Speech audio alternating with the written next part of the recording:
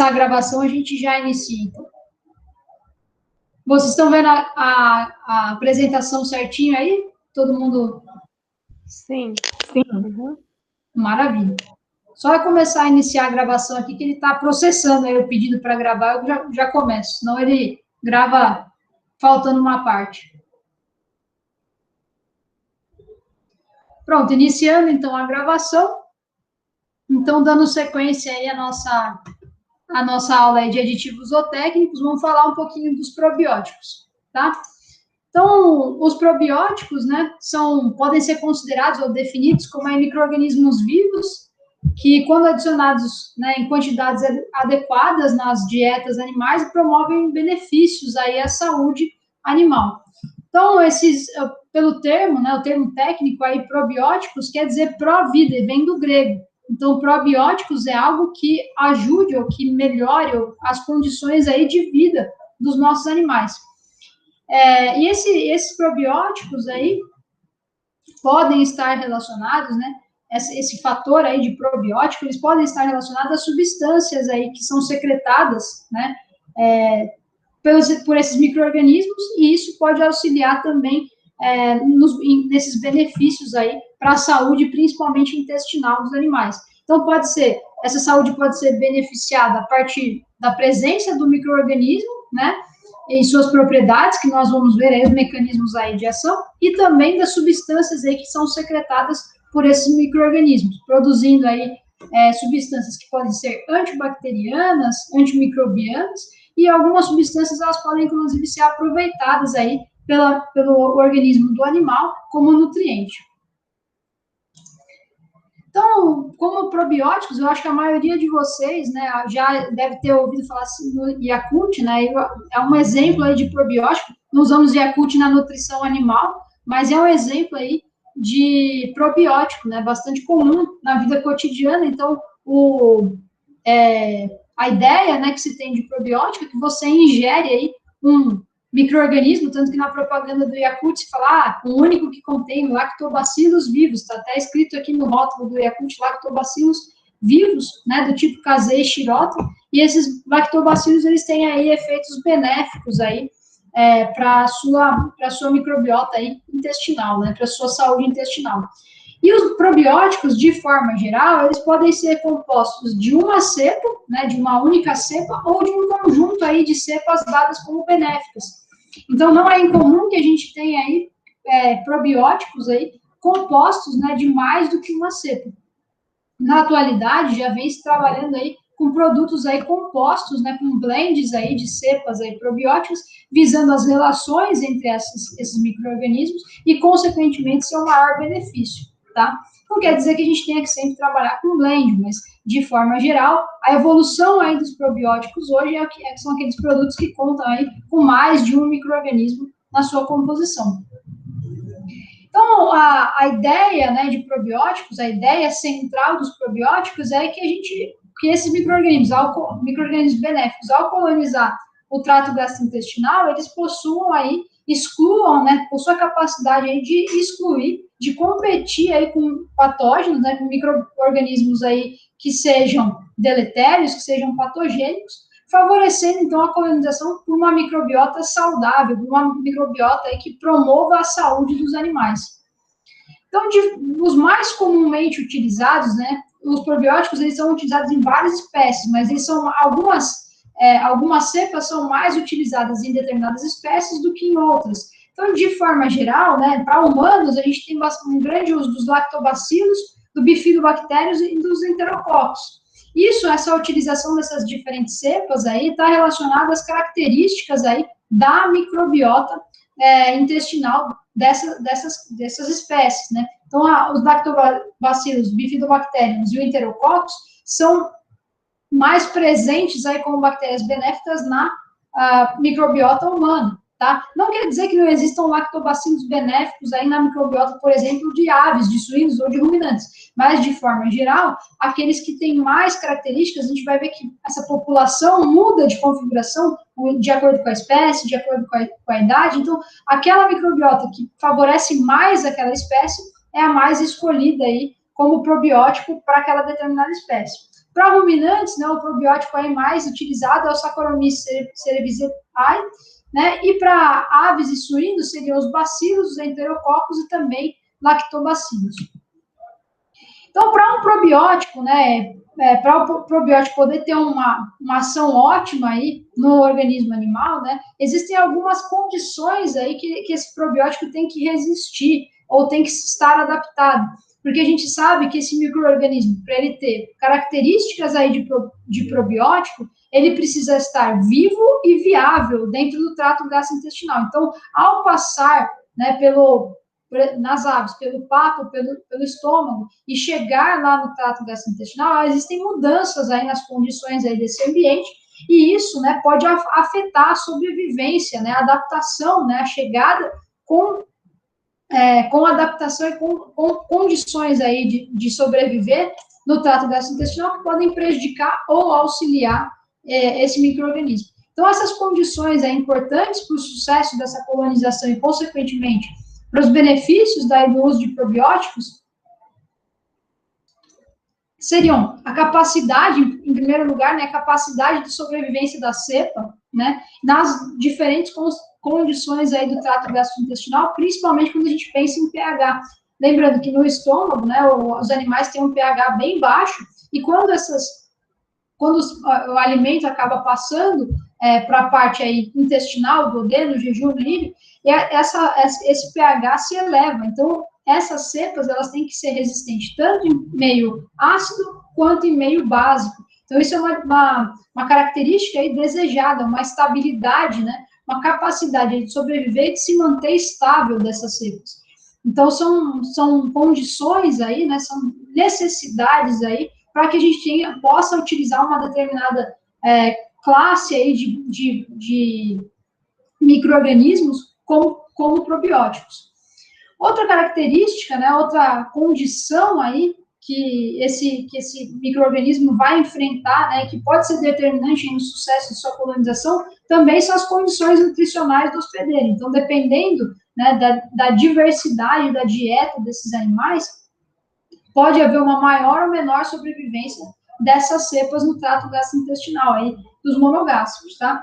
E existe também uma condição aí de especificidade que eu falei para vocês, dependendo do microbioma, da microbiota aí desses animais, existem micro-organismos mais específicos para determinadas espécies, né, que são selecionados aí para serem utilizados aí como probióticos. Além disso, as condições fisiológicas desse hospedeiro, né, as condições aí, em que momento você está utilizando, que fase da vida você está utilizando esse probiótico, se esse animal está doente, se ele é sadio, se ele está exposto aí a condições de estresse, se ele está exposto aí em condições aí ambientais aí, inadequadas, isso pode influenciar a sobrevivência, né, a estabilidade de sobrevivência dessas cepas e, consequentemente, o bom desempenho aí desses micro-organismos aí com probióticos. E também as condições genéticas, né, as características genéticas dessas cepas também são importantes aí para a sua capacidade de sobrevivência. Então, a partir da expressão aí das características de resistência ao ambiente, de adaptação ao ambiente intestinal das aves, também é uma condição aí para que haja um sucesso nessa colonização benéfica aí pelos probióticos, que eles consigam sobreviver a essa competição que existe dentro do microbioma aí intestinal. Então, aqui só para exemplificar, né, as cepas aí mais utilizadas na avicultura, né, são várias cepas utilizadas, mas essas aqui são as mais utilizadas. Então, dentro de lactobacilos, né, existem várias cepas aí diferentes, né, que seriam os acidófilos, o casei, vários aí que são utilizados, bifidobacterium sendo várias aí também, enterococcus e bactérias láticas, né, que são outras espécies aí que podem ser utilizadas, e bactérias não láticas aí. Então, são bactérias que produzem ácido lático e bactérias que não produzem ácido lático. Vocês vão ver daqui um pouquinho que é importante, né, essa produção de ácido lático tem um efeito benéfico aí na saúde intestinal do hospedeiro. Esse efeito aí de acidificação do trato gastrointestinal auxilia, né, no combate aí a patógenos. Então, é importante, né, essas cepas aí serem, dentro das várias cepas existentes aí de probióticos, né, existem essas aí que estão sendo bastante utilizadas. Hoje em dia, pessoal, o que se faz bastante, né, o avanço, né, o grande avanço, né, em relação a probióticos, é que existe hoje a busca por cepas autógenas, ou seja, dos próprios animais que possam ser utilizadas como probióticos. Várias dessas cepas hoje utilizadas como probióticos dessa lista que não são específicas de determinadas espécies, são utilizadas em várias espécies. O que acontece muitas vezes é que a microbiota dos animais, por exemplo, uma microbiota de animais alimentados com uma dieta com base em farelo de soja e milho é diferente de uma microbiota de animais alimentados com farelo de soja e trigo. Se vocês pegarem as dietas dos frangos criados na Europa, a base da ração é trigo e farelo de soja. No Brasil, Estados Unidos, é milho e farelo de soja, devido às condições aí ambientais. Então, essa diferença na dieta, não só isso, mas essa é uma característica que fica fácil de vocês entenderem, essa mudança no microbioma, mudança aí nas condições aí desse microbioma e, consequentemente, há uma seleção, um maior desenvolvimento de determinadas espécies em detrimento de outras. Hoje em dia, o que se busca, né, os avanços aí que se buscam, é selecionar, coletar a microbiota de um determinado grupo de aves, por exemplo, aves criadas lá na Europa. A partir do microbioma de várias aves, selecionar um determinado tipo, uma classe aí de bactérias e de micro-organismos em geral, que possam ser utilizados como probióticos naquelas condições, para aquelas aves. Então, seria a criação aí de probióticos específicos provenientes da microbiota já selecionada dos animais. E ao invés de você colocar um micro-organismo diferente daqueles já existentes nessa microbiota. Então, às vezes, você trabalha com probióticos introduzindo uma nova espécie nesse microbioma. E no caso desses avanços, hoje busca-se maximizar as populações já existentes. Qual que é a vantagem de fazer isso? Quando você maximiza, né, uma população já existente, esse micro-organismo já é adaptado, né, às condições e já tem aí os efeitos benéficos, já está adaptado, já tem uma boa sobrevivência. Qual é a desvantagem de fazer isso? Muitas dessas cepas, pessoal, a gente precisa lembrar que para fazer um probiótico, né, fazer um produto, além de ser um bom probiótico no meio interno do animal, é necessário que no processamento industrial, na replicação disso, em processo aí industrial, armazenamento, estabilidade da cepa, duração, né, sobrevivência e duração dessa cepa, seja possível replicar e utilizar isso como um produto. Então, de forma geral, as dificuldades em se trabalhar com cepas autógenas, digamos assim, é conseguir selecionar uma cepa que tenha boas características dentro do organismo do animal, ou seja, em vivo, né, dentro do organismo, e também seja adaptado aí a condições industriais. Tá? Então, essas cepas aqui são, sabidamente, cepas que têm boa sobrevivência aí industrial. Porém, né, para se desenvolver outras cepas, precisa-se que elas tenham boas capacidades aí industriais. Então, esses são os avanços aí, né, que a gente busca, né, dos probióticos. Então, para uma seleção de cepas, né, para a seleção, né, dessas novas cepas, como eu estou falando para vocês, tem que se levar em consideração os aspectos, né, tanto animais, né, de sobrevivência no organismo animal, quanto os aspectos aí ditos como tecnológicos, né. Então, esses aspectos aí tecnológicos estão ligados a esse processo industrial, né, e também, né, não se deve deixar de levar em consideração a aplicabilidade, então, a real eficiência dessas cepas como probióticos. Então, a partir da seleção de uma cepa, ela tem que ter boas condições de sobrevivência ao processamento, boas condições de sobrevivência dentro do organismo animal e também boas condições de ser um probiótico, de fornecer aí benefícios, né, da sua existência ou da sua colonização dentro do organismo animal. Então, as características aí, né, mais desejadas aí para a seleção de cepas, né, é que elas sejam resistentes, né, ao baixo pH, né, passando aí quando elas passam aí pelo trato gastrointestinal na porção mais superior, né, estômago aí principalmente, e também consigam sobreviver à existência aí dos sais biliares. No momento da emulsificação ali das gorduras, né, que suas paredes ali celulares, né, não sejam deterioradas, né, por essa emulsificação aí dessas gorduras. Então, essa cepa ela tem que ter boa sobrevivência nos diversos segmentos intestinais. Então, para uma seleção de cepa, a primeira fase da seleção de cepa se dá in vitro, onde se submete essas cepas às condições aí de baixo e de alto pH, né, para um posterior teste in vitro, né? Então, cepas aí que têm capacidade de sobrevivência in vitro, essas condições aí de diferentes pH, essas sim são colocadas em testes in vivo. Se uma cepa já não sobreviver no teste in vitro, provavelmente ela não vai ser testada em vivo, porque quando submetida a essas condições em vivo, elas são mais adversas do que in vitro.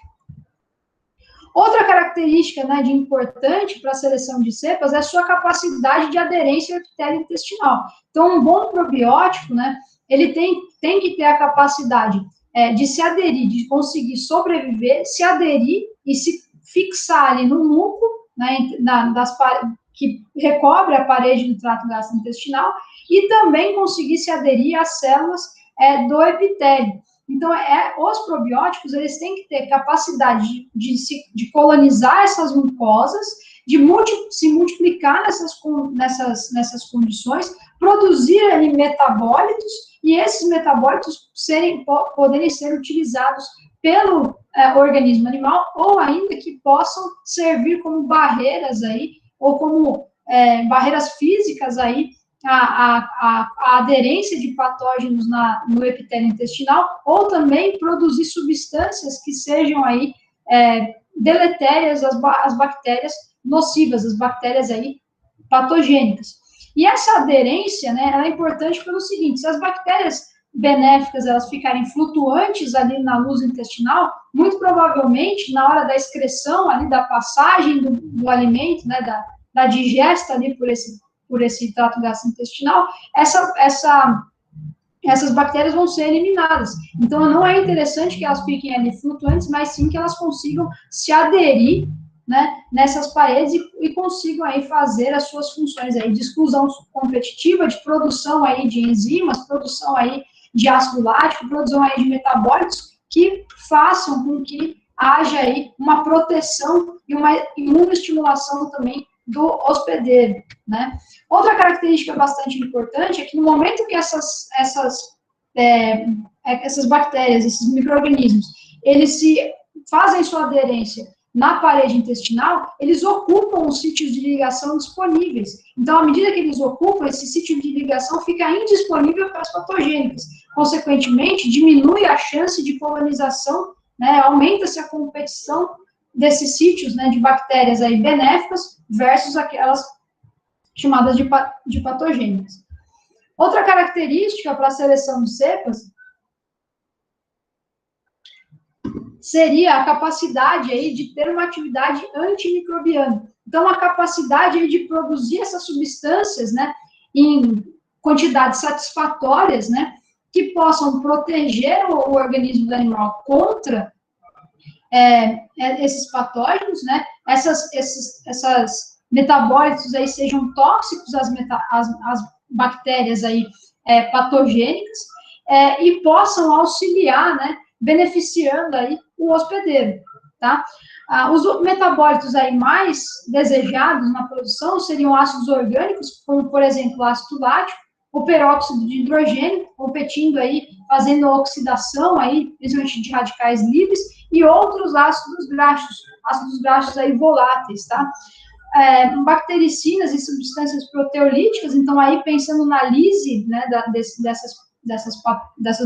desses micro-organismos patogênicos, quebrando a parede celular, né, e tendo aí uma atividade inibitória específica. Então, essas chamadas as bactericinas, né, elas têm capacidade de lisar essa parede celular ou inativar sítios aí, locais aí, dessas bactérias patogênicas que tenham propriedades invasivas ou lesivas à parede intestinal e, consequentemente, ao hospedeiro. Então, tendo essas características aí desejáveis, né, tendo essas características desejáveis de produção aí, capacidade aí de competir aí por citrificação, produção aí de substâncias antibacterianas, adesão a essa parede, existem os mecanismos aí de ação, né? Então, a gente precisa entender como é que funcionam cada uma dessas características, como que esses micro-organismos se relacionam com o meio intestinal, né, com o meio ali intestinal e consequentemente, com a parede, com o núcleo, para entender como que ocorrem esses efeitos aí benéficos, né? Então, a partir, são características que eu mostrei para vocês desejadas, mas essas características possuem mecanismos, né, em que elas se relacionam. Nem todos os mecanismos de ação dos probióticos eles estão 100% desvendados, né? Eu falei para vocês, semana passada, a respeito da metabolômica, né, da importância da metabolômica e saber os efeitos aí de produção aí de metabólitos, tanto para o microbioma quanto para o hospedeiro. Então, existem aí alguns mecanismos de ação que já estão elucidados, mas existem aí mecanismos de ação que precisam ser mais estudados para verificar, né, se existem aí também efeitos aí no hospedeiro e efeitos mais específicos aí do microbioma. Né? A gente falou dos antimicrobianos que muitas vezes a gente não consegue entender esses mecanismos de ação porque falta ainda entender essa relação estrita aí com o metabolismo, né? Então, a mesma coisa acontece também com os probióticos. Então, entender melhor essas relações facilita aí a compreensão de como esses aditivos podem melhorar o desempenho, melhorar a produção animal. Então, o primeiro mecanismo de ação que a gente vem conversando, né, que aumento seria, né, pensando na adesão, né, entre os micro-organismos e o epitélio intestinal, seria o aumento da função de barreira. Então, pensando aí numa barreira até física, né, a presença desses micro-organismos aí aderidos, né, no epitélio intestinal, funciona como uma barreira até física, né, da adesão aí de patógenos. Então, se a gente pegar nessa figura aqui, à medida que a gente tem os probióticos aqui em verdinho, aderidos a essa mucosa intestinal, né, a gente deixa de ter espaço disponível aqui para os patógenos. Então, quando a gente tem uma colonização intensa aqui dos nossos probióticos, a gente deixa menos disponível, né, essa parede intestinal aí para colonização por patógenos. Tendo isso, né, existindo essa colonização benéfica, a gente é menos estimulada a apoptose celular. A apoptose celular é a indução da morte celular e renovação. Então, à medida que isso aqui fica colonizado por bactérias aí probióticas, né, por micro-organismos aí probióticos, diminui o estímulo, né, à renovação celular. Qual é a vantagem disso daí, pessoal? Renovação celular gasta energia, direciona nutriente aí para a renovação de tecido, ao invés de crescimento. Então, se a gente tiver uma menor direcionamento da energia dos nutrientes para a renovação celular desnecessária, a gente tem um menor gasto aí desse nutriente. Então, a gente tem uma preservação dos nutrientes para o crescimento e o desenvolvimento desses animais. Maria, oi. Deixa eu te fazer uma pergunta. Por exemplo, esses probióticos, eles vão se ligar às células intestinais e tudo bem, eles vão evitar a ação de patógenos. Só que eles não diminuem a superfície de contato em relação à absorção dos nutrientes? Então, na verdade, o que vai acontecer é que eles favorecem eles se ligam nos receptores aí, que seriam de reconhecimento de patógenos, e não nos receptores aí de absorção de nutrientes. Porque existe uma diferença, tem o transporte de nutrientes tem canais e aberturas aí na membrana específica para nutriente. E essa ligação, ela vai ocorrer no local de reconhecimento aí de patógenos.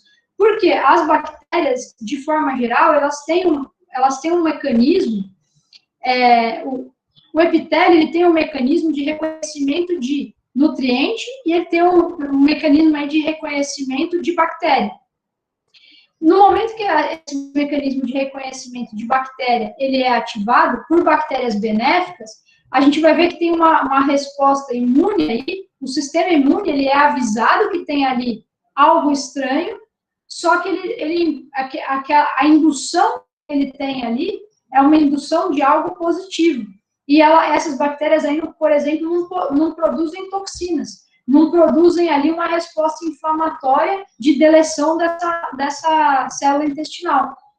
Então, essa colonização ela é benéfica porque quando ela tem a ligação com a parede intestinal, o estímulo que ela tem para o sistema imune é um estímulo estímulo dessa imunidade, e não de imunossupressão. Por quê? Ela não causa efeito deletério, ela não tem efeito aí de, por exemplo, produzir uma enzima que lesione essa célula.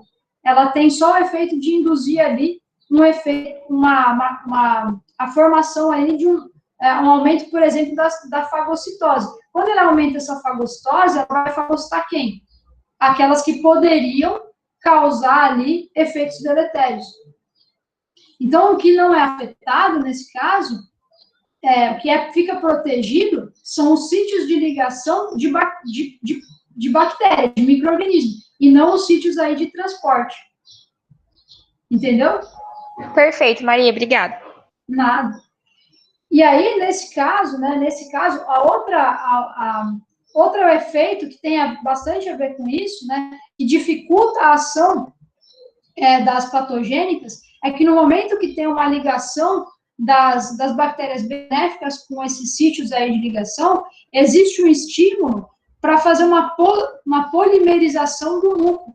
O muco ele fica mais denso e mais resistente, né? Fica como se ele engrossasse esse muco, e esse muco fica mais, digamos assim, ele fica mais bem formado, e essa barreira física aí do muco protege, deixa mais difícil a ação das patogênicas.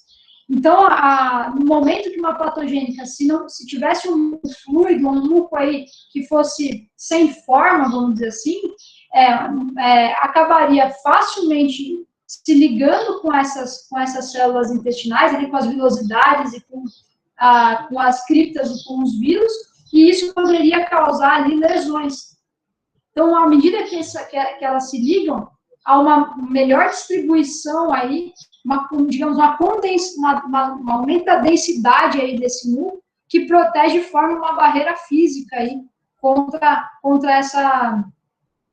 essas adesões aí de patogênicas. Além disso, né, outro estímulo, né, que ocorre é que à medida que as benéficas elas se juntam, há um estímulo para as células epiteliais manterem sua coesão. Então, estimula umas proteínas ali de coesão, né, de junção ali de células, que elas se mantenham ali com integridade, se mantenham mais unidas. Alguns patógenos, eles têm essa capacidade de romper essa barreira entre as células. Então, quando a gente tem uma junção ali fraca, os patógenos facilmente podem quebrar essa coesão entre as células.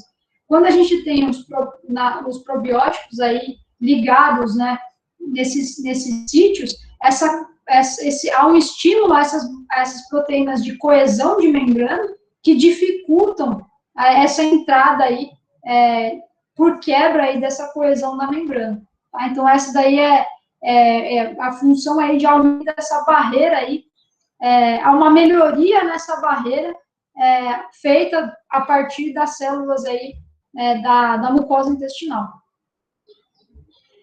Outro mecanismo aí de ação que a gente tem, né, é essa competição pelos sítios de ligação. Então, eu deixo menos, né, sítios abertos e disponíveis aí, né, para ligação aí com essas bactérias patogênicas. dessas ligações também são originadas aí substâncias químicas que podem tornar esse meio aí menos apto, né, menos positivo para as patogênicas. Então, a produção aí de ácidos orgânicos, a produção aí de bactericinas e de algumas citocinas aí também, que inclusive atuam na cascata inflamatória aí, fazem com que haja uma melhora aí dessa condição aí do epitélio e, consequentemente, uma piora na condição aí para a colonização pelas patogênicas. Outro mecanismo de ação que a gente tem é a chamada de exclusão competitiva. Então, à medida que essas bactérias aí benéficas, elas se ligam aos sítios aí de ligação, existe aí um estímulo da maior secreção de mucina, tá? Aumenta essa densidade da mucina. Existe também um bloqueio aí físico, né? Dos receptores. Então, fisicamente, esses receptores, eles estão ocupados. Então, se eles estão ocupados, eles estão preenchidos aí pelas bactérias benéficas, eles não têm como, essa ligação é firme, ela é forte, né? Dependendo de qual cepa você está utilizando, né? Dessa qualidade aí como probiótico, e ele fica, então, indisponível. Ficando indisponível, outro fenômeno aí que acontece é que essas bactérias aí que colonizaram, elas passam a consumir aí nutrientes, né? E elas deixam menos nutrientes disponíveis aí para as patogênicas. Então, a partir dessa maior colonização, elas competem não só pelos espaços, não só pela ligação com os sítios aí de ligação, mas elas competem por nutriente. Aí vocês poderiam perguntar, mas não vai competir por nutriente com um animal? Sim, você acaba tendo uma disposição aí de alguns nutrientes acabam sendo metabolizados aí por essas bactérias benéficas.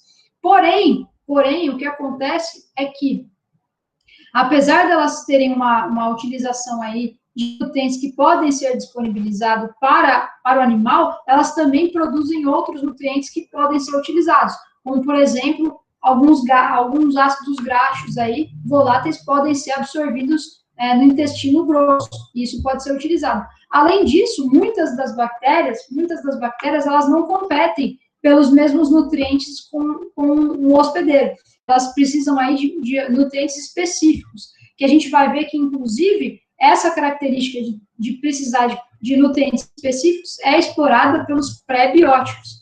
Pré-biótico, que é aquele aditivo que a gente coloca que seria um alimento ou um metabólito aí específico para bactérias aí benéficas. Então, nesse caso, essa competição aí, essa exclusão competitiva, né, ela se dá em torno de diminuir os locais de ligação, deixar menos nutriente disponível para essas patogênicas e também produzir aí, né, substâncias aí que sejam prejudiciais aí para essas patogênicas, tá?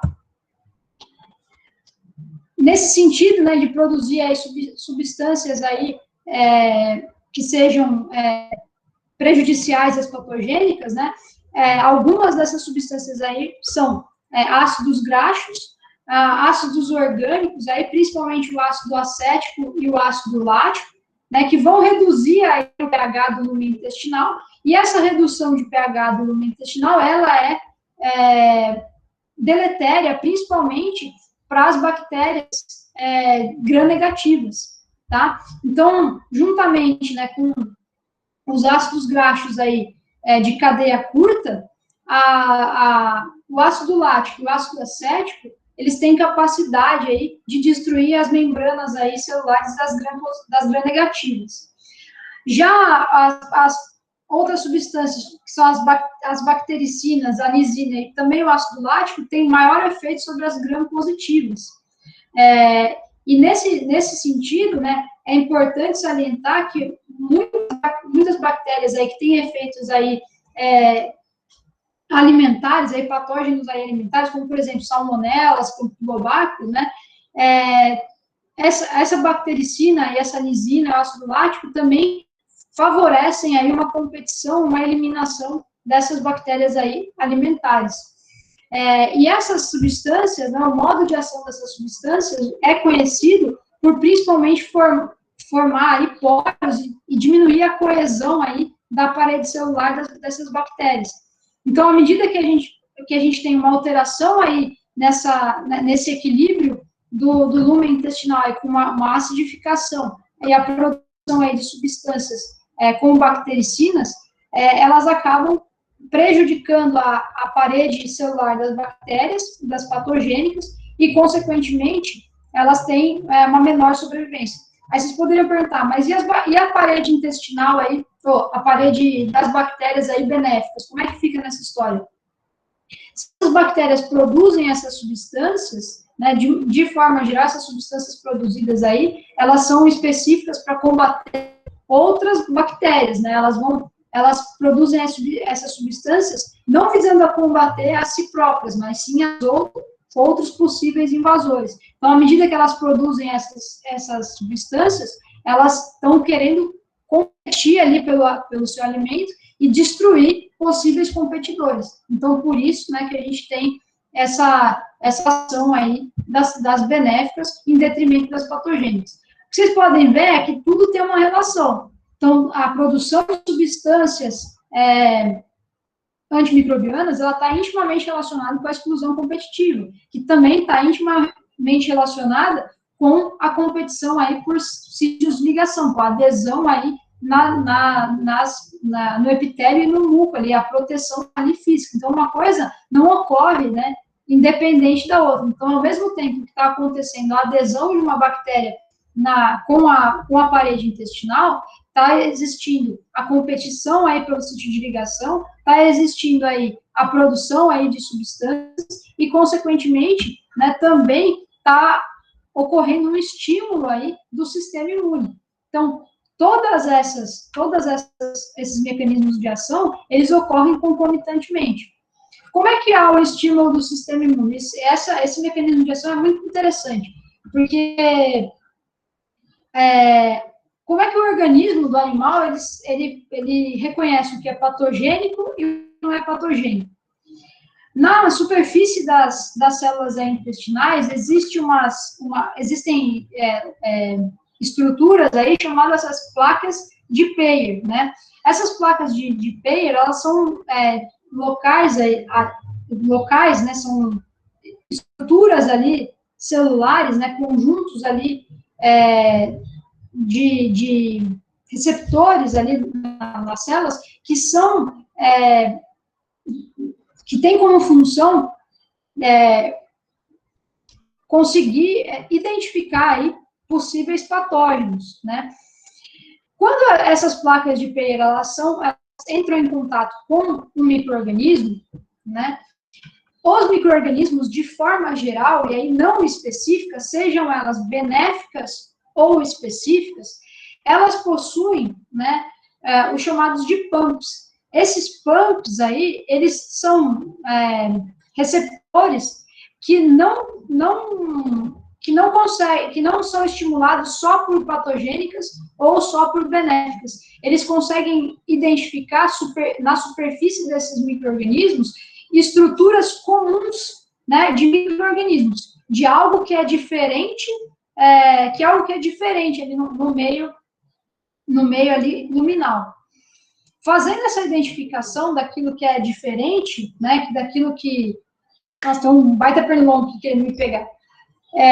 Fazendo a identificação daquilo que é diferente, há um estímulo, né, há um estímulo aí de todo o sistema imune. Então, esses pumps aí vão reconhecer tanto os patógenos como as benéficas, né, e vão estimular esse sistema imune. Quando ele tem um estímulo por um patógeno, essa resposta ali, ela se dá da seguinte forma: quando ela tem uma patogênica, ela acaba, né, tendo uma resposta ali de produzir ali estimular o sistema de macrófagos, de lise celular, para eliminar aquele patógeno. Quando esses PAMPs são estimulados aí por bactérias benéficas, né? Como essas bactérias aí não produzem substâncias ali que causam ali inflamação local, né? Que não está fazendo nenhuma ação deletéria para essa membrana, o que vai acontecer? Há um estímulo do sistema imune, porém, sem a atividade deletéria. Dessa maneira, né, o que acontece? Esses pumps aí, eles são estimulados e eles provocam aí uma resposta imune aí sistêmica, né? Eles estimulam uma resposta, primeiro, local, que seria aumentar a atividade fagocitária. Então, o que acontece? Os macrófagos, né, que são as células aí que fagocitam possíveis invasores, ficam preparados aí para atuar localmente. Então, só que como não é uma patogênica que está ali, só ocorre um recrutamento, maior atividade ali desses macrófagos, tá? Quando chegar uma patogênica, se encostar ali nessas placas, se aproximar dessa placa de Peyer, como ela foi anteriormente estimulada a produzir mais macrófago, o que vai acontecer? Já vai ter um macrófago ali preparado e disponível para englobar e fazer fagocitose desse patógeno. Então, a resposta do sistema imune, né, é muito mais rápida. Por quê? Porque ele foi estimulado a ter ali células ali fagocitárias prontas para fazer uma defesa. Então, o sistema imune, ele está sendo estimulado pelas benéficas, ele fica preparado para, se houver uma patogênica, ele já conseguir ter uma resposta local, eficiente e que faça essa fagocitose, tá? Que englobe essa bactéria patogênica, mate essa bactéria patogênica, faça digestão, digere essa bactéria patogênica e acaba com a sua ação. Além disso, né, além do estímulo local dessa fagocitose, né, quando a gente tem esse estímulo ali para parte essa resposta não fica só localizada.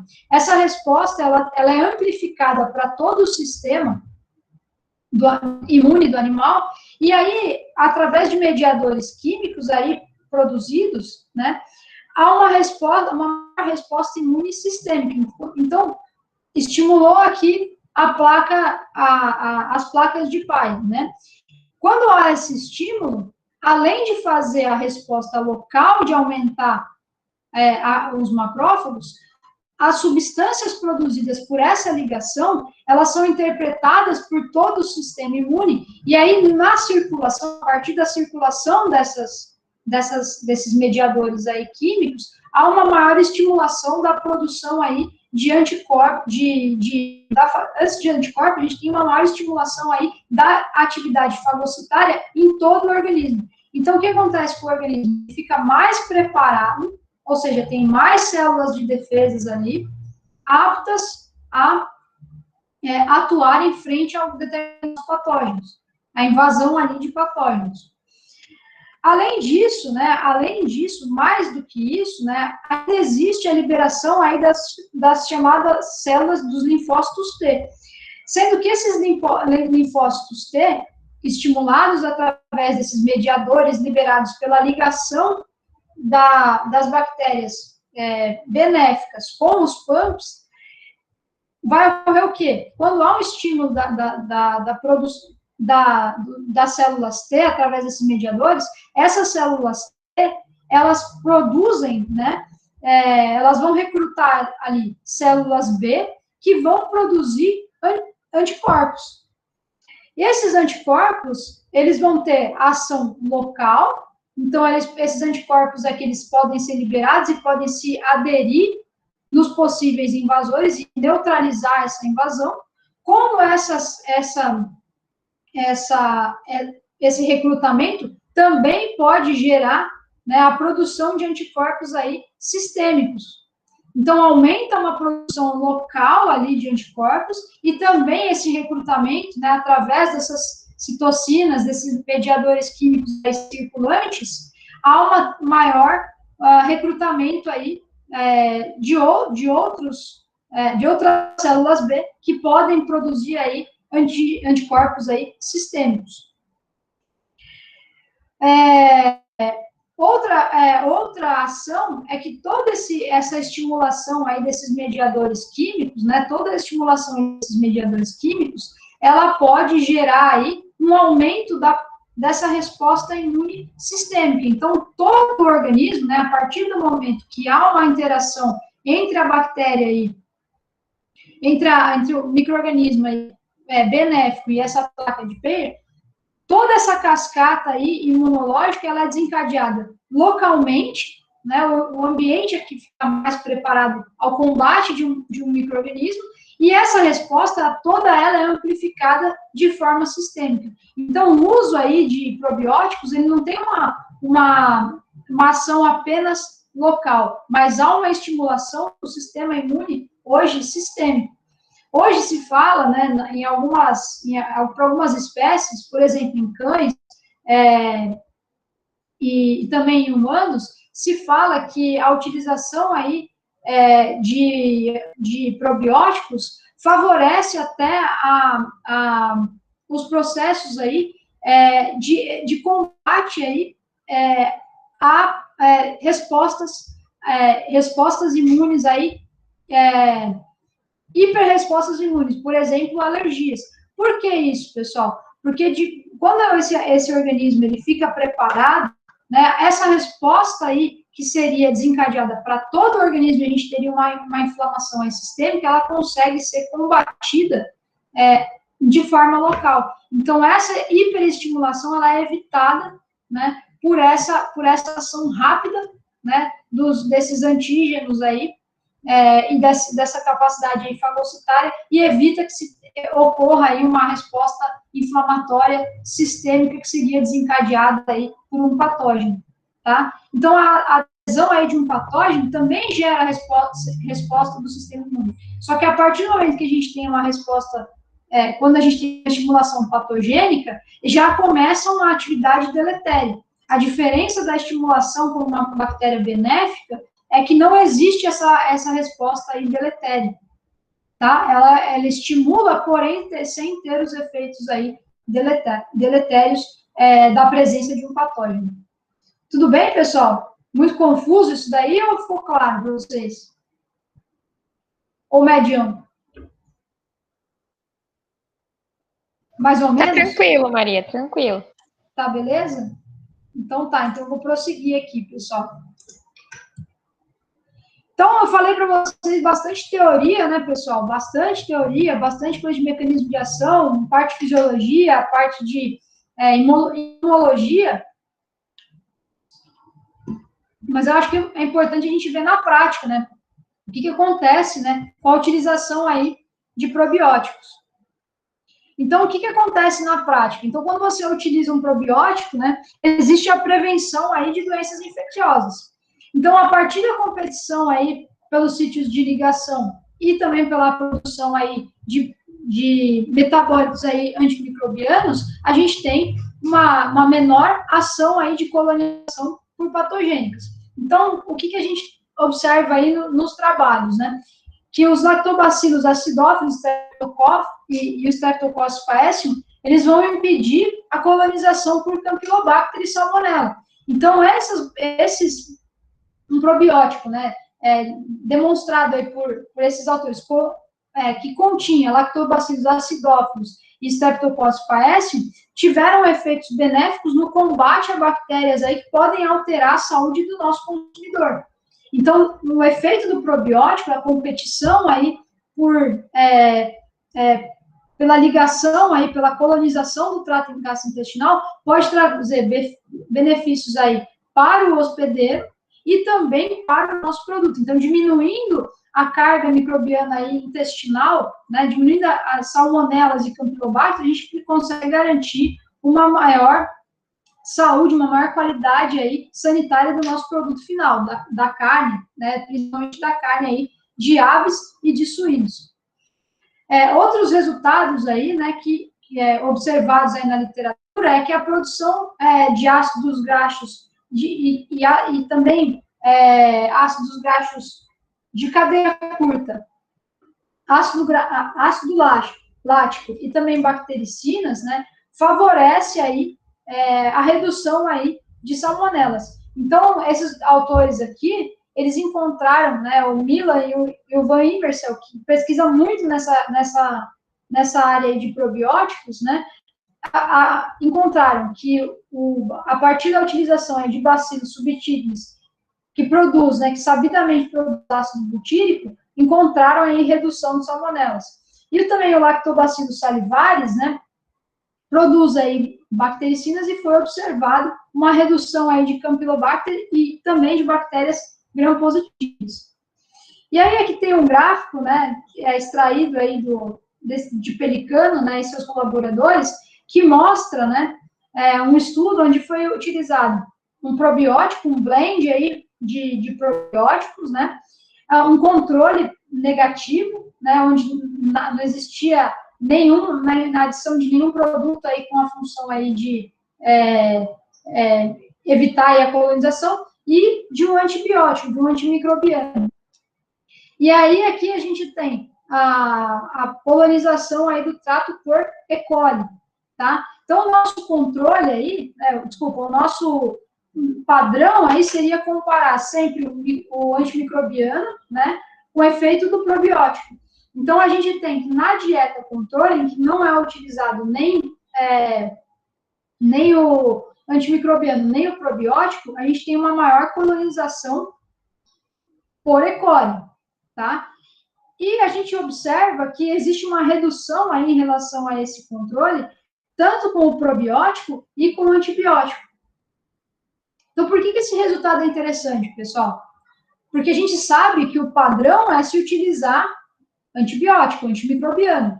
E aí, será que os probióticos em função conseguem obter aí resultados similares ao nosso padrão ouro, que seria a utilização de antimicrobiano? Sim, no caso desse estudo, foi possível aí observar que a quantidade de E. coli, né, as E. colis aí quantificadas no trato gastrointestinal dessas aves aí, onde se utilizou probiótico e antibiótico, né, antimicrobiano, foram similares.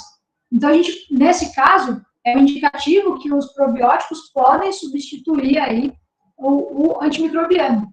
E aí, se a gente observar a colonização aqui, né, por bactérias acidoláticas, né, a gente observa que tanto o controle, bactérias acidoláticas são bactérias aí positivas, bactérias aí de interesse para a gente na saúde intestinal. Quando a gente observa que o controle e também o antibiótico, a gente tem uma proliferação aí similar entre o controle de você não usar nada e você utilizar um antibiótico. Ao passo que se você está utilizando aqui o probiótico, né, nesse estudo foi possível observar que o probiótico estimulou mais do que o antibiótico, né, a presença aí de bactérias acidoláticas, ou seja, bactérias aí benéficas para a saúde intestinal dos animais.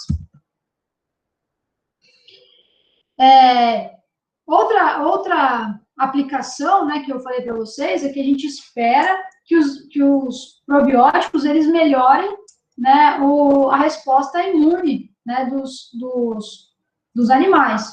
Então, no caso aí, né, alguns estudos mostram, né, um aumento de produção de anticorpos.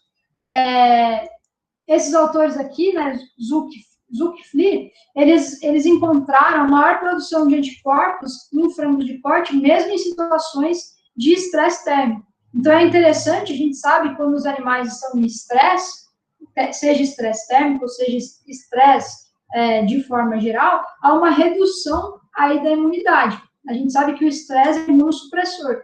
Então, quando você tem situações aí que os animais vão ser submetidos a estresse, a utilização aí de probióticos, ela pode ser benéfica para estimular as respostas imunes. Isso auxilia no combate aí a patógenos, no combate aí a situações indesejadas. Outros autores aqui também encontraram, né, fizeram a utilização de probióticos em situações, né, em que os animais, eles tinham eles tinham condições aí de coccidiose, não tinham coccidiose. E aí foi possível observar também uma melhor resposta imune, né, sistêmica aí nessas condições. E outros autores aqui, esses Cetin e seus colaboradores, eles conseguiram, utilizando um blend aí de probióticos, eles conseguiram observar uma maior produção de IgG e de IgM, né, que são anticorpos aí, sistêmicos aí, e também maior desempenho em perus. Então, fica demonstrado, né, com esses estudos, que é possível melhorar a capacidade imunológica dos animais, não só intestinal, né, pensando não só na capacidade imunológica, né, local, né, da resposta ali, da utilização de probióticos, mas sim também ao aumento dos anticorpos aí sistêmicos. Isso poderia auxiliar no combate aí a possíveis patógenos, possíveis aí invasores. Outro efeito bem interessante, né, da utilização aí de probióticos, pessoal, é a utilização dos efeitos aí na morfologia intestinal, a preservação da morfologia intestinal. A gente sabe, né, que com a presença maior presença de patógenos, existe, né, a lesão, a lise aí das vilosidades e criptas, né? Então, quando a gente pensa em saúde intestinal, é importante que a gente pense em preservação da altura dos vilos, né, da conformação aí dos vilos, né, pensando que os vilos são como se fossem vários dedinhos, assim, compostos de outros várias reentrâncias, assim, e isso daí, essa conformação, ela é importante para a absorção. Quanto maior a integridade desses vilos e criptas, né, melhor a absorção de nutrientes.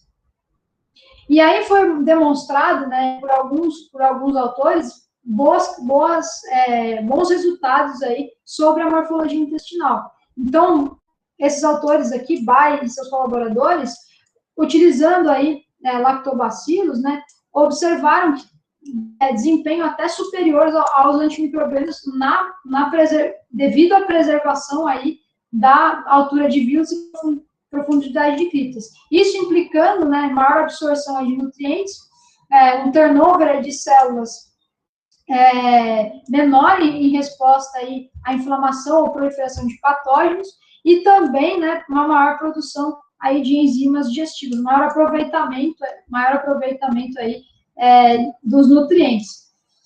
Esses autores aqui não encontraram, né, esses mesmos resultados em suínos, né, e o que se suspeita, ou o que se fala bastante, é que essas características de melhorar a capacidade aí de vilosidade de cripta é que você tem que usar o probiótico como um preventivo e não como um curativo, né? Então, quando você já tem lesões instaladas, o probiótico não vai retroceder essas lesões. Mas se você usar isso como uma prevenção, o probiótico como prevenção, ele favorece aí a não colonização e preservação dessas características.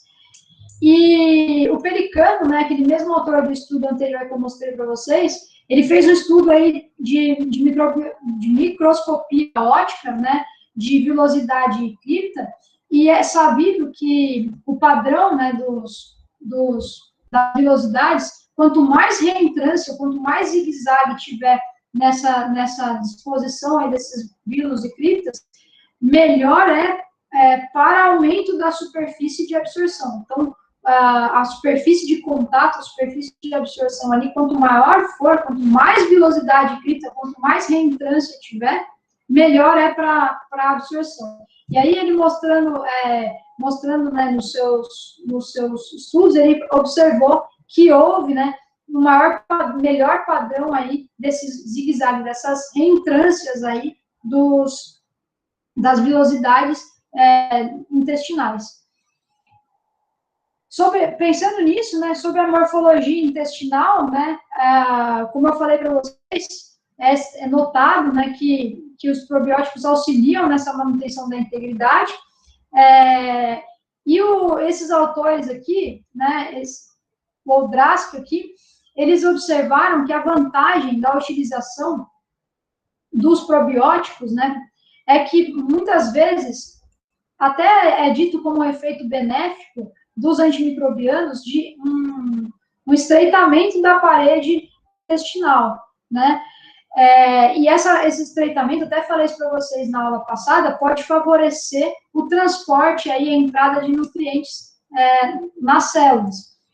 Esse efeito, ele pode ter um efeito benéfico, mas quando há uma colonização aí por micro-organismos, do mesmo jeito que aumenta a entrada, facilita a entrada aí de nutrientes, também pode facilitar a entrada aí de patógenos.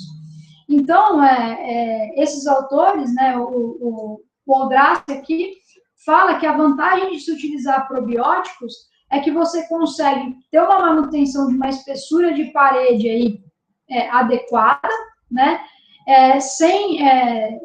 favorecendo aí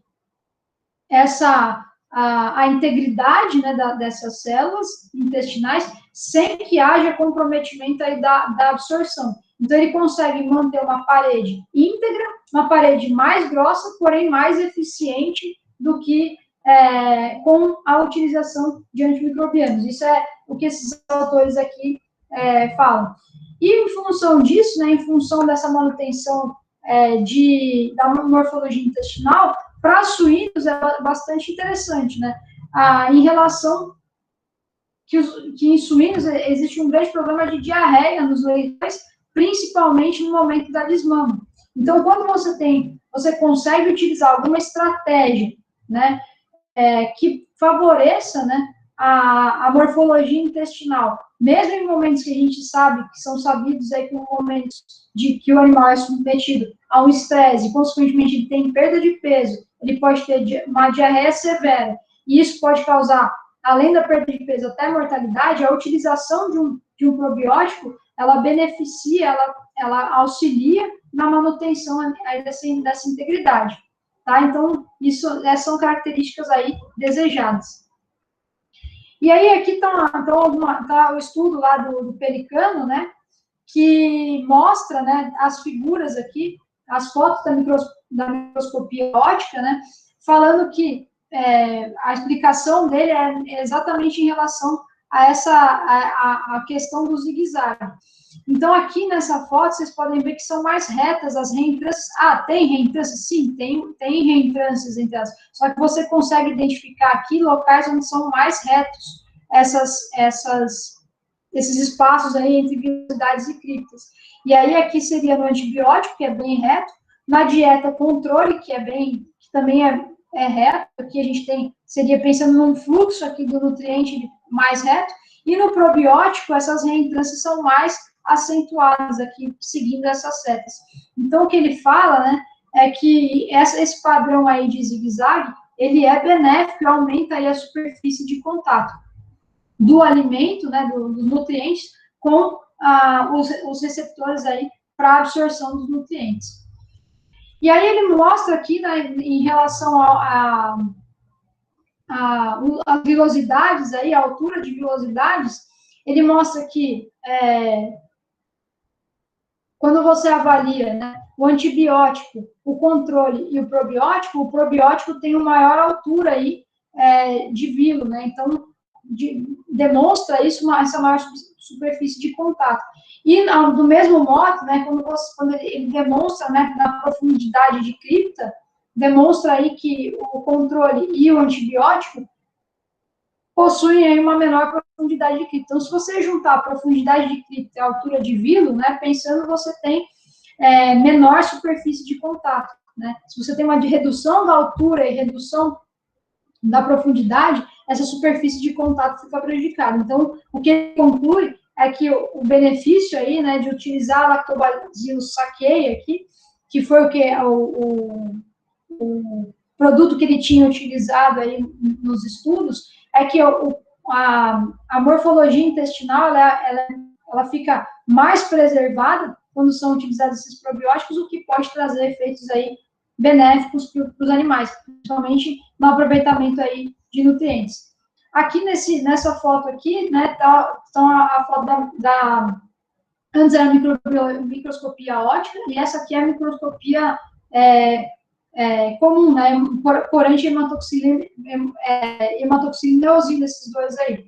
Essas 3 fotos, quer dizer, aqui.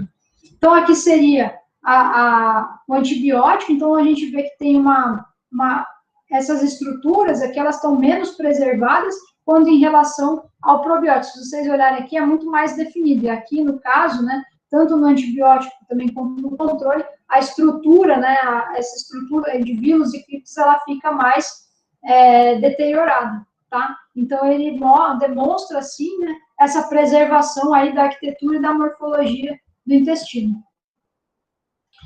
Tudo isso, pessoal, tudo isso, né, todas essas características aí podem refletir no desempenho dos animais, né? Então, vários autores aí demonstram melhor conversão alimentar e índice de eficiência produtiva. Então, esses autores aqui encontraram maior consumo e eficiência alimentar em frangos e suínos.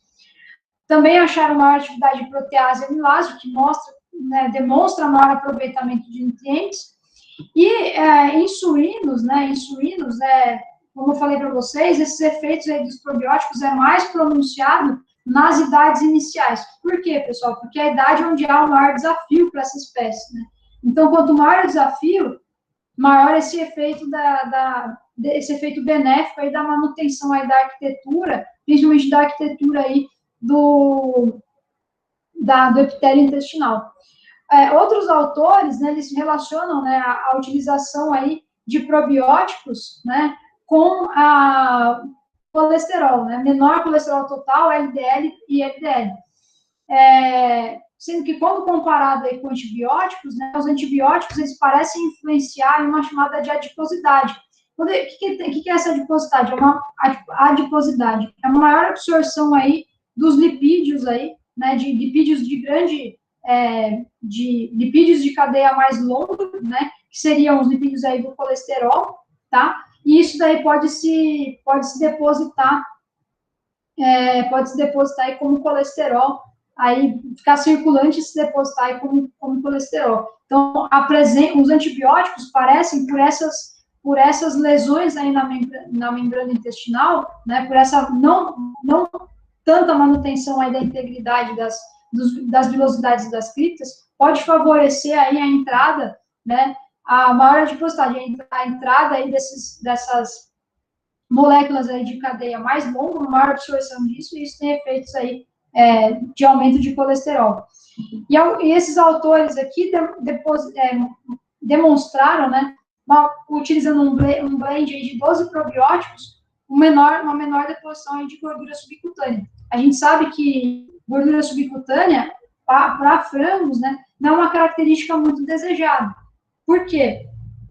A gente tá utilizando nutriente, normalmente gordura não vai ser utilizada. O frango deposita muita gordura abdominal ali. E na hora de fazer a evisceração, boa parte dessa gordura é descartada. Então, a gente está fornecendo um nutriente, né, fornecendo vários nutrientes para a deposição de gordura que vai ser descartada posteriormente. Então, não é uma característica aí desejada. Então, a utilização de probióticos parece, né, que a partir desses estudos, demonstra aí que tem uma melhor utilização aí dos nutrientes. Aqui o Pelicano, né, também demonstrou essa maior deposição aí de gordura subcutânea, sendo que o antibiótico, né, parece que demonstra aqui, no caso, que aumenta essa deposição aí de gordura subcutânea em frangos de corte, e o probiótico aí tem uma menor aí deposição dessa gordura subcutânea, tá? Que não é uma característica aí desejada.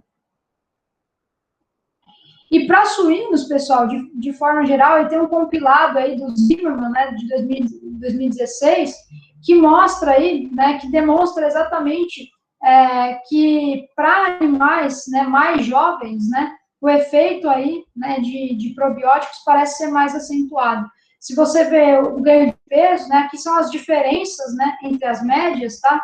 É uma apresentação um pouquinho diferente.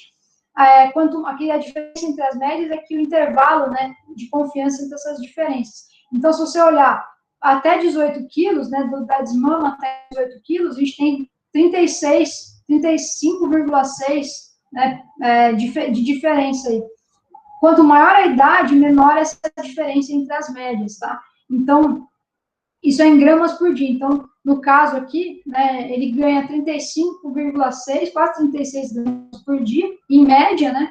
E sendo que quanto mais velho o animal, né, quanto mais adulto, né, pior essas diferenças. Por quê?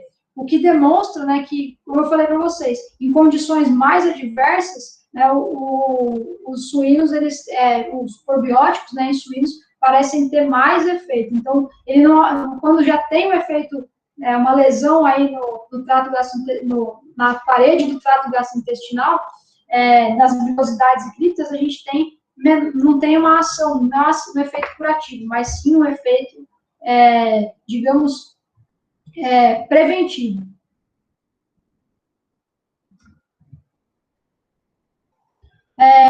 Além disso, né, alguns autores também mostram, né, que com o efeito aí de probióticos, um aumento da qualidade de carne e de ovos, né. Como a gente falou da adiposidade, com a utilização aí dos probióticos, a gente tem uma manutenção aí nos transportadores, né, de gorduras. Então, a gente tem um aumento, uma alteração aí no tipo de lipídio absorvido. Então, favorece, né, a utilização aí de probióticos, como é encontrado aqui por Yang e seus colaboradores, encontraram maior maciez de peitos de frango, né, em função, né, eles falam que isso aí é em função da deposição de lipídios aí, e também houve um aumento aí dos ômega 3, do EPA e do DHA, que são aí lipídios aí desejados, né, são lipídios do bem. Então, uma melhor absorção aí, parece que fica demonstrado, né, parece que tem uma melhor absorção de ácidos graxos aí, essenciais e ácidos graxos aí benéficos, tá? Outro resultado, né, que também está ligado a lipídios, né, é a alteração na coloração. Como os pigmentos aí, normalmente eles têm uma afinidade aí pelos lipídios, né, são moléculas aí que têm afinidade aí por lipídios, que são transportadas, inclusive, junto com lipídios, né, esses autores aqui, Zhu e seus colaboradores, encontraram, né, um aumento de xantofilas aí na utilização de lactobacilos salivários. Isso daí está ligado, então, a esse transporte aí de lipídios.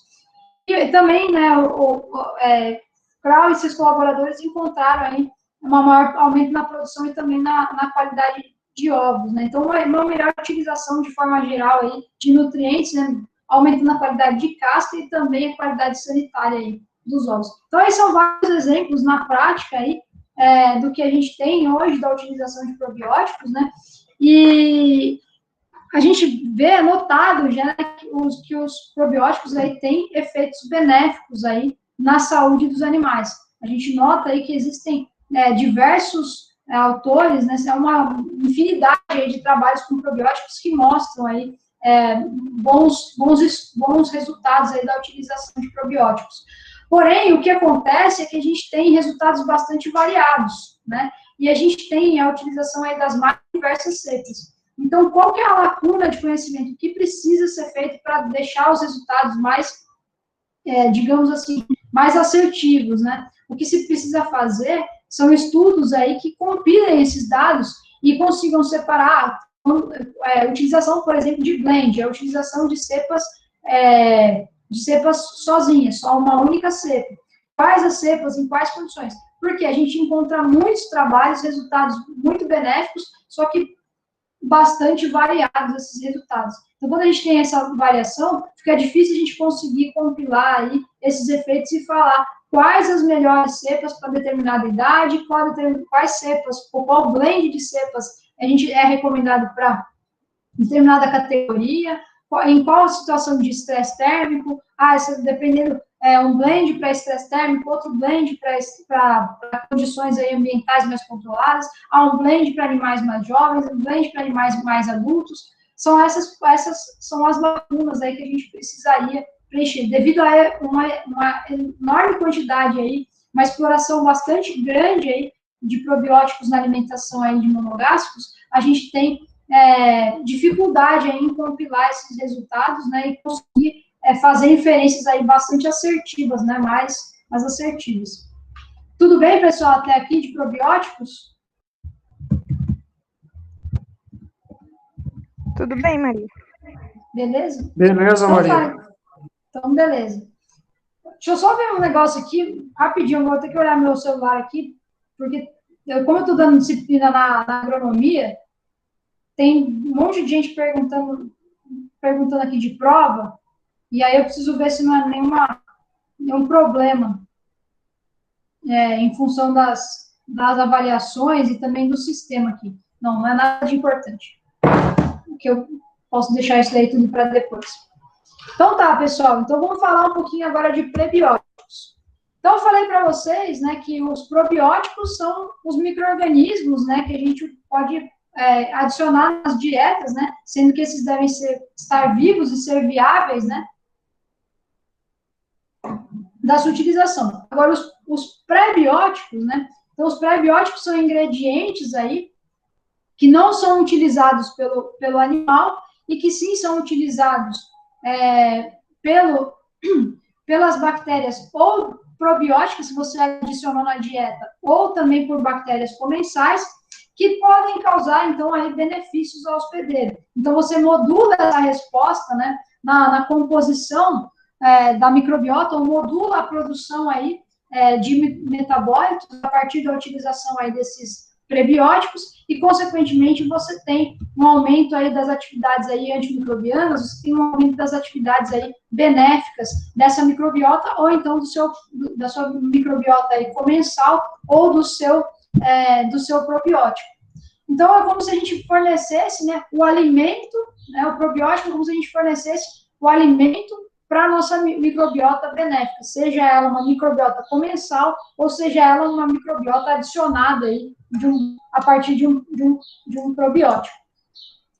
Então, a gente sabe, né, que na microbiota geral dos animais, né, a gente tem cerca de 600 espécies de bactérias aí, de micro-organismos. Sendo que desses aí são mais ou menos 100 gêneros, e os mais abundantes são os firmicutes, as proteobactérias e os bacterióides, né? Que isso aí em aves, né? E essa população aí de bactérias, ela pode, né, variar de acordo com a idade, com a dieta, com o sexo, com a linhagem, com as condições aí do ambiente, com o tipo de cama, se essa cama é nova, se essa cama é reutilizada, se existe existe algum tipo de patógeno aí no ambiente, qual que é a condição alimentar, se você está alimentando com a utilização aí de alimentos ricos em polissacarídeos não amiláceos, se você está trabalhando com alimentos menos ricos em polissacarídeos não amiláceos, se existe estresse em relação à densidade de alojamento, então tudo isso pode influenciar essa colonização, né, esse microbioma, né, as espécies aí mais prevalentes e mais presentes aí nessa microbiota. Então, por isso, né, quando a gente pensa em pré-biótico, né, a gente precisa pensar nesse microbioma já estabelecido, diferentemente do probiótico, em que você tenta modular essa colonização. Quando a gente pensa em pré-biótico, a gente já pensa em uma microbiota lá pré-estabelecida, tá? Então, como você está fornecendo aí um pré-biótico, sem pensar em simbiótico, que vai ser o nosso próximo tema, você está pensando na microbiota já pré-estabelecida. E além disso, né, além dessa variação estar relacionada com as condições, a colonização, né, o microbioma, ele varia de acordo com a localização. Então, no papo da ave, a gente tem uma colonização de maior diversidade de micro-organismos. No índio, a gente já tem uma população mais menos diversa e mais instável. Então, ela é mais volante que essa colonização.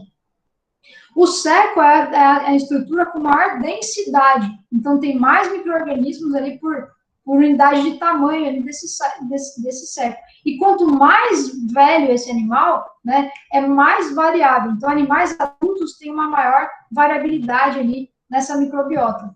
Então, a gente tem aqui uma ilustração, né, que mostra para a gente, aos 7 dias, né, e aos 35 dias de idade, a variação entre essa colonização. Se a gente levar em consideração o ilho e o seco dos animais, tá? Tanto mais velhos quanto mais novos. Então, essa colonização, essas famílias aí de bactérias, elas variam à medida que a ave vai passando a sua idade. Então, e isso também acontece com os suínos, pessoal. O exemplo aqui é com aves, mas também acontece com os suínos. Então, essa microbiota aqui, ela passa por uma modificação durante a idade da ave. Então, dependendo da idade da ave, você deve observar que a população microbiana de interesse, ela vai se alterando. Então, quando você vai escolher um pré-biótico, ou seja, um alimento para as bactérias benéficas, você deve levar em consideração a quem você pretende, né, favorecer, quem você pretende fornecer ali substrato para a sua atividade. Então, pessoal, quando a gente pensa em pré-biótico, a gente pega uma microbiota já estabelecida e a gente pensa que essa microbiota, ela produz aí benefícios, né, para o nosso hospedeiro. Então, se a gente pensar nesses benefícios, fornecendo um pré-biótico, né, a gente pensa em favorecer essa microbiota, pensando que ela vai produzir aí metabólitos que podem ser aproveitados pelo animal como nutrientes, pode favorecer aí a absorção aí de nutrientes, produzindo nutriente ou melhor absorvendo esses nutrientes, ou ainda, né, pode auxiliar no combate aí nessa resposta imunológica, no combate aí a possíveis aí patógenos aí que seriam de efeito deletério. Então, as características aí de um probiótico, né, um probiótico é uma substância que não deve ser hidrolisada nem absorvido pelo animal, né, no trato gastrointestinal superior. Então, não deve perder suas funções, né, ao passar pelo trato gastrointestinal. Além disso, né, elas devem ser seletivas. Elas devem servir como substrato a um número limitado de bactérias, né, comensais, aquelas benéficas, principalmente no seco e no pólen, e favorecer as atividades dessas bactérias aí benéficas, né. Também tem que ter a característica de alterar essa microbiota de uma composição aí mais saudável, uma composição aí melhor. Também pode ter característica de induzir aí benefícios sistêmicos para o hospedeiro, ter uma estrutura aí conhecida, não deve influenciar aí na palatabilidade, né, dessa ração, né, principalmente quando a gente pensa em suínos, e deve ser possível a sua síntese em larga escala. Assim como os micro-organismos, pensando no probiótico, a gente também precisa pensar no pré-biótico como uma substância que deve ser produzida por uma indústria e seja possível tanto a produção em larga escala quanto o armazenamento e que esse pré-biótico ele mantenha as suas características em situações aí adversas de armazenamento, de oferta aí para os animais. Então, as substâncias aí mais utilizadas como prebióticos, né, são os carboidratos não digestíveis. Então, a gente se utiliza aí da ausência aí de enzimas digestivas para alguns carboidratos, oligosacarídeos e polissacarídeos, né, constituintes principalmente aí de plantas e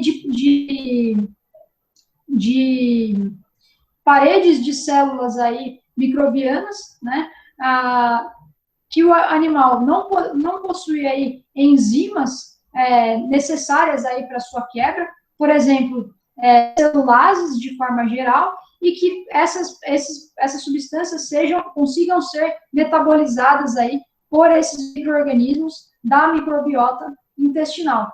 Podem ser também alguns peptídeos, algumas proteínas, alguns ésteres e também lipídios, e, no caso de aves, a lactose, tá?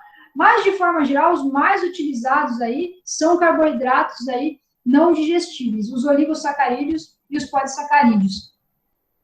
A gente tem como exemplos aí o FOS, né, que os frutoligosacarídeos, que são conhecidos aí no mercado como FOS, né, que seria, os frutoligosacarídeos seriam o FOS e a inulina, que são os mais estudados. A inulina tem uma cadeia mais longa, e o FOS tem uma cadeia mais curta.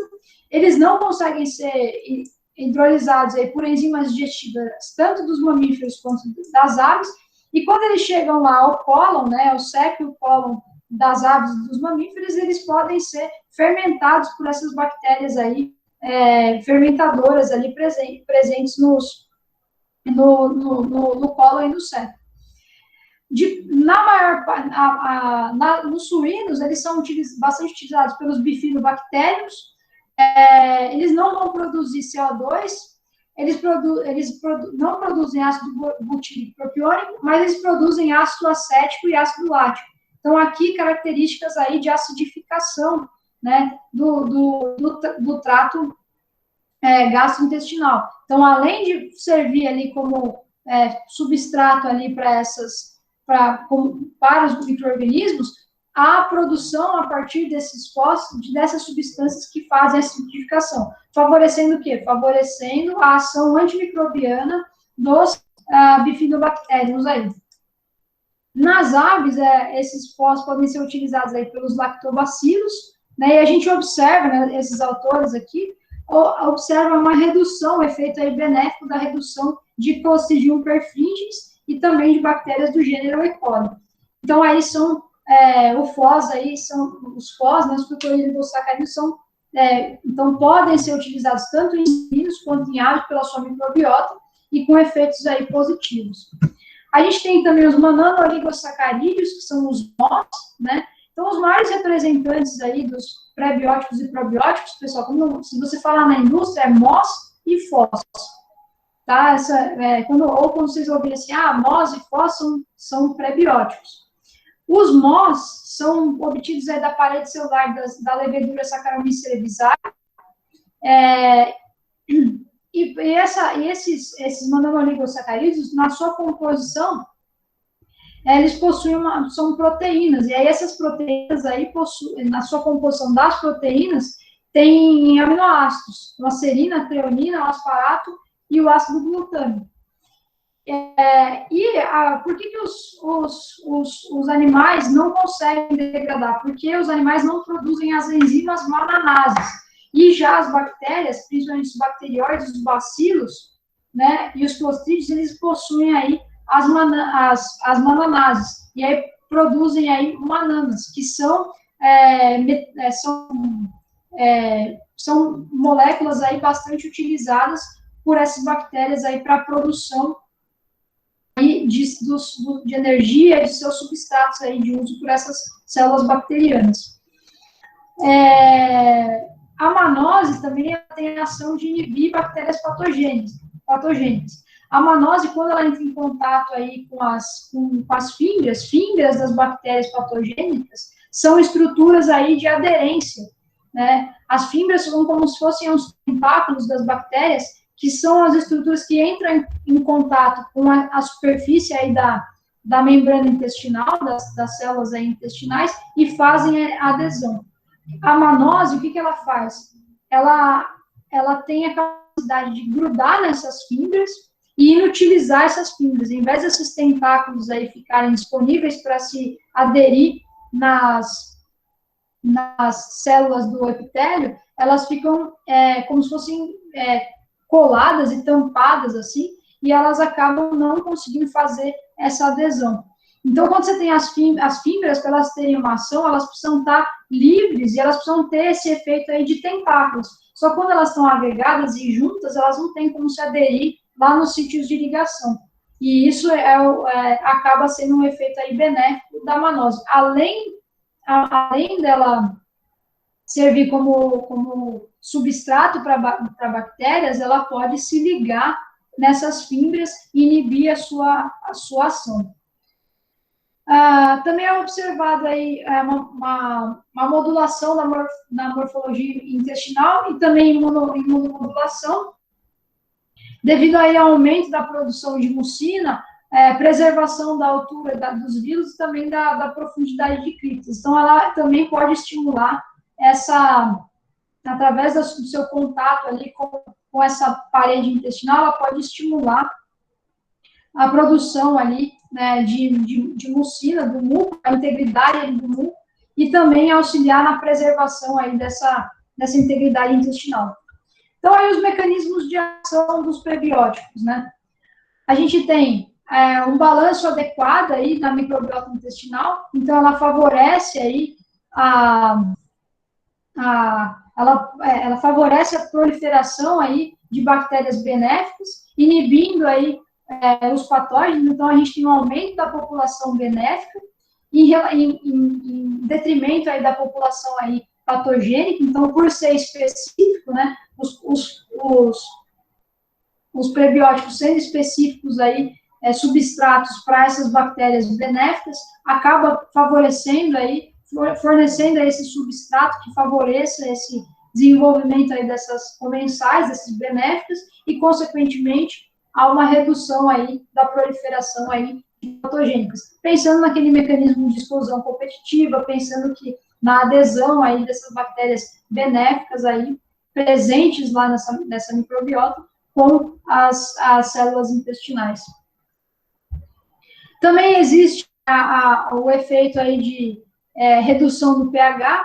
Então, essas bactérias aí, essas bactérias comensais benéficas aí, elas fazem a fermentação desses compostos. Da fermentação, a gente tem a produção de ácido lático e ácidos graxos de cadeia curta, propionato, butirato e acetato, e essa redução aí do pH tem ação inibitória aí nos patógenos, tá? Inibição da colonização por patógenos. Então, eu falei para vocês que alguns prebióticos, eles ficam aderidos aí às fibras, aos receptores aí das patogênicas, tá? E aí eles acabam inutilizando esse mecanismo aí de adesão, esse mecanismo de patogênico aí dessas bactérias aí invasoras. Além de inutilizar, muitas dessas substâncias também têm a função aí, tem função de quebra aí dessas superfícies aí de adesão e, consequentemente, lesam essa bactéria e ela perde sua função. E aí tem uma foto de microscopia eletrônica bem interessante, que aqui seria a utilização aí de parede de levedura, tá, no microscópio, tá, aqui é a parede da levedura, e aí aqui é uma parede da levedura, quando ela em contato aí com bactérias, essas bactérias ficam aderidas, como nesse desenho aqui, só que aqui é na microscopia eletrônica. Então, cada uma dessas bolinhas aqui é uma bactéria que, em contato aí com a parede da levedura, ela teve as suas estruturas aí utilizadas aí por essa parede da levedura, por esse prebiótico, e, consequentemente, a gente tem uma redução aí da ação dessas bactérias.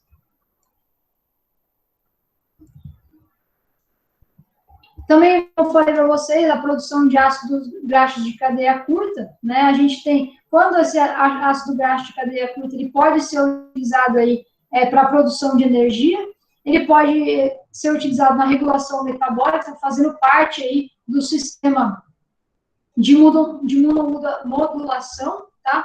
Pode auxiliar no aumento aí da altura de vírus e profundidade de criptas, na coesão dessas membranas, né? E também na produção de mucina. Então, a presença desses ácidos graxos de cadeia curta, podendo ser utilizado aí como fonte de energia, eles auxiliam aí nessa regulação aí metabólica, eles auxiliam aí nesse sistema aí de proteção e de integridade aí das células intestinais. Além disso, também podem estimular a imunidade, né? E aí fazendo com que haja um recrutamento aí de células T, de células B, e, consequentemente, produção de anticorpos aí, locais e sistêmicos. Então, a vantagem aí de utilizar prebióticos, né, é uma maior saúde intestinal, pensando que a gente tem aumento das benéficas, manutenção aí da integridade da morfologia intestinal, maior desempenho produtivo, em função dessa qualidade aí do epitélio intestinal, em função do maior aproveitamento da dieta, uma redução da poluição ambiental, porque a gente tem uma melhor utilização aí dos nutrientes, uma menor excreção aí de nutrientes, e também redução do custo de produção, né? Pensando que a gente está jogando menos nutriente fora. Mas tudo isso, pessoal, pensando em redução de custo de produção, para poder compensar, utilizar um produto, precisa fazer a análise econômica. Se você adicionar determinado produto, qual é o custo de fazer essa adição desse produto e quanto você ganha fazendo isso. Tá? Então, para saber se é economicamente viável ou não, precisa saber a relação aí de custo e de benefício que a gente tem. Prebióticos aí na prática. A gente também observa, né, que animais mais jovens, assim como os probióticos, têm melhores resultados. Isso porque a microbiota dos animais adultos ela é uma microbiota mais estável. Então, a gente sabe que o animal jovem ele está em transição dessa microbiota. Como a gente está em transição da microbiota, ao modificar, se a gente utilizar um prebiótico, a gente favorece a colonização daquelas bactérias do nosso interesse, e não a esmo, tá?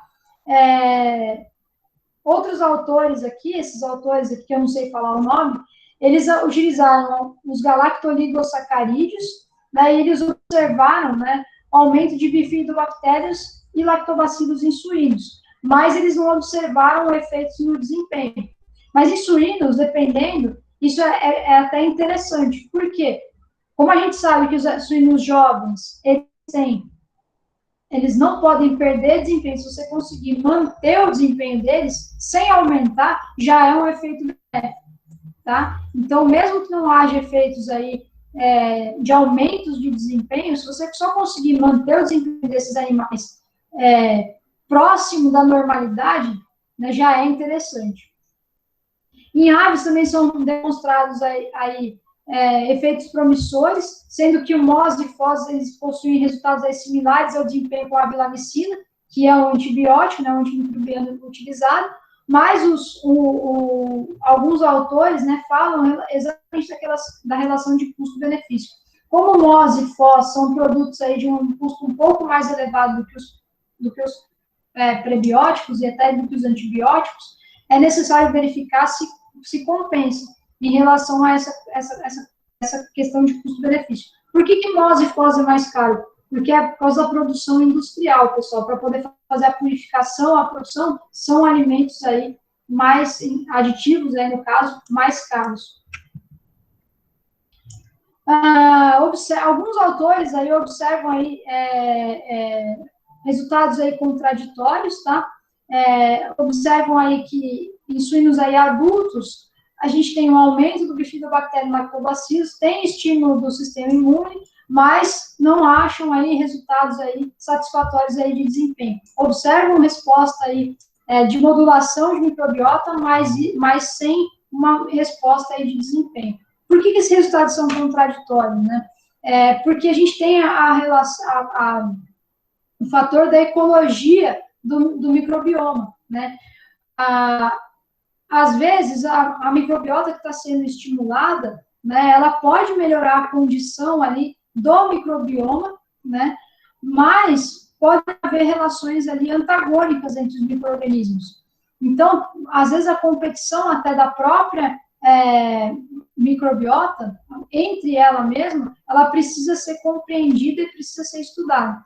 E como eu falei para vocês, lá em antimicrobianos, hoje, né, existe a necessidade de se trabalhar não só com o microbioma, mas também com a relação entre os metabólitos produzidos aí por esse microbioma. Às vezes a gente tem efeitos benéficos no microbioma, favorece a microbiota, mas a gente não consegue observar esses resultados aí no hospedeiro. Então, o que é recomendado hoje é que, além dos estudos aí só do microbioma, que se faça o efeito o estudo dos efeitos dos metabólitos aí nos resultados aí de desempenho. E são raros aí os estudos, muitos estudos eles fracionam esse estudo. Muitos estudos eles só fazem resultados aí para microbiota e outros estudos eles fazem para desempenho. E aí falta esse link. Então, muitos se preocupam aí com saúde do intestino e não preocupam tanto com desempenho. E aí isso falta essa ligação entre as duas extremidades, aí, vamos dizer assim. E outro contexto aí para sair dessas contradições é que as condições testadas são as mais diversas possíveis.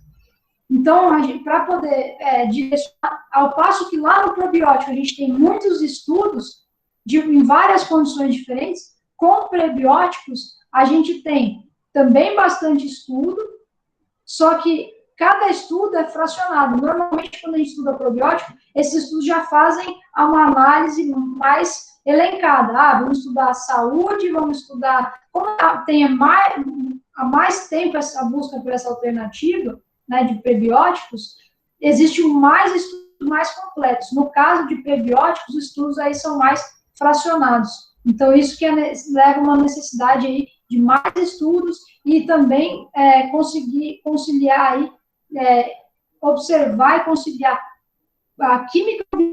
quais bactérias da microbiota estão sendo estimuladas e quais são aqueles metabólitos aí que são produzidos por essa microbiota e se existe uma estimulação aí também deletéria da produção aí de determinados metabólitos. Então, pessoal, a gente pode, de forma geral, aí dos prebióticos, né, elas são apontadas aí os prebióticos como ferramentas importantes na substituição dos antimicrobianos, com possibilidade de melhorar os benefícios aí da microbiota natural, né. Só que nesse caso, né, como eu estava falando para vocês, a gente tem resultados aí bastante ainda, digamos assim, esparsos aí do que está acontecendo. Então, por isso, né, para prebióticos, né, precisa se padronizar e aprofundar os tipos de estudo, relacionando tanto resultados aí de microbiota com resultados aí de desempenho. Tudo bem, pessoal, até aqui?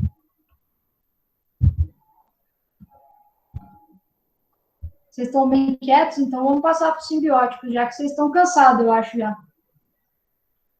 Então, o simbiótico, pessoal, simbiótico vai ser uma junção aí das características aí dos probióticos e dos prebióticos, né? Então, você vai misturar no mesmo produto aí, você vai fornecer tanto um micro-organismo benéfico, quanto já o seu substrato, né, específico, né, para o seu crescimento, para o seu desenvolvimento. Então, no probiótico, no simbiótico, né, a gente fornece o substrato, as bactérias benéficas, sendo que a gente preconiza que esse estímulo, né, seja específico. Então, que haja um estímulo específico a aquele grupo meu de interesse. Então, é importante entender, primeiro, o probiótico, como é que funcionam as bactérias, como é que funcionam esses efeitos das bactérias benéficas, depois a gente entender como é que funciona esse efeito de substrato específico para essa microbiota de interesse, e agora a gente vai unir esses dois conceitos aí num único aditivo, então chamado aí de simbiótico. Então, o conceito de simbiótico, ele vem do conceito aí de sinergia. Então, quando eu forneço um composto aí com essas duas características, micro-organismo viável, né, mais o seu substrato, né, o meu objetivo aí é uma maior sobrevivência desses micro-organismos no trato gastrointestinal. Então, eu já forneço o micro-organismo, já fornece seu substrato, visando aí transpor, né, as intempéries aí que tem no trato gastrointestinal. E a vantagem de você utilizar um simbiótico é que a gente tem um produto mais versátil, porque a gente tem infinitas aí combinações de substrato e de micro-organismo que podem ser utilizados. Isso é uma vantagem e também é uma desvantagem, porque você tem que conseguir conciliar a combinação entre micro-organismo e substrato, digamos, perfeita, para que haja uma estimulação daquele substrato, naquele micro-organismo e, consequentemente, o maior crescimento dessa população aí microbiana de interesse e aumento aí das respostas inerentes à presença do substrato, inerentes à presença desse micro-organismo. Então, de forma geral, né, a gente sabe que a ação aí dos probióticos vai melhorar esse equilíbrio da microbiota e favorecer a produção aí de uma barreira protetora do trato gastrointestinal. E os prebióticos, né, eles vão fornecer energia e nutrientes aí para as bactérias probióticas. Então, eu já forneço aí esse composto aí, pensando num efeito aí superior, que eu já forneço exatamente aquilo, quem eu preciso, com aquilo que aquela gama de micro-organismos realmente precisa para o seu melhor crescimento e colonização aí do trato gastrointestinal. Então, a seleção aí de um simbiótico, né, para a gente poder montar esse produto, esse aditivo aí, conjunto, a gente precisa utilizar produtos que tenham sua eficiência já comprovada, né? Tanto o prebiótico quanto o probiótico ter separadamente aí efeitos positivos, né? E a gente precisa considerar os aspectos produtivos, né? Se é possível juntar esses dois compostos, sem que haja interferências entre eles, perdendo aí, por exemplo, a sua ação, né? E também esse produto, né, esse simbiótico, ele deve ser específico, né, e não estimular outros micro-organismos. Então, quando você fornece aquele substrato para aquele micro-organismo, ele deve ser utilizado em sua totalidade por esses micro-organismos do seu simbiótico, e não acabar tendo uma competição com outros micro-organismos aí do trato gastrointestinal que consumam e deixem esse seu probiótico do simbiótico sem o substrato de interesse.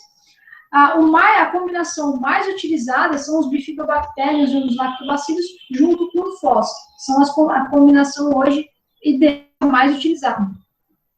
Então, aqui tem alguns exemplos aí de produtos aí disponíveis aí no mercado, que são probióticos. Então, teria esse Biomin aqui, que é Enterococcus mais o FOS, destinado aí para suínos, aves e bovinos.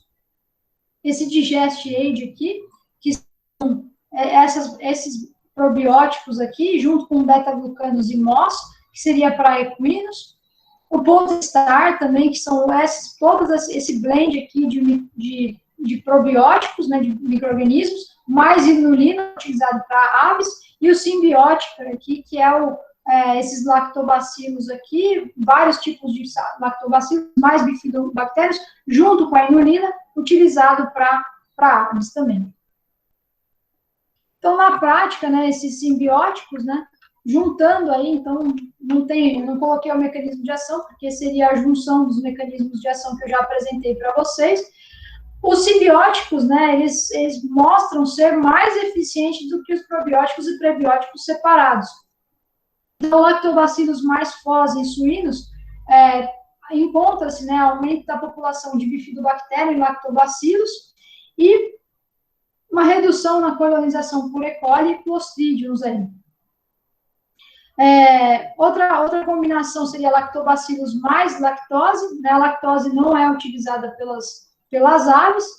Em perus com salmonela, né, com presença de salmonela no seu trato gastrointestinal, observou-se um aumento da conversão alimentar e do peso vivo desses animais.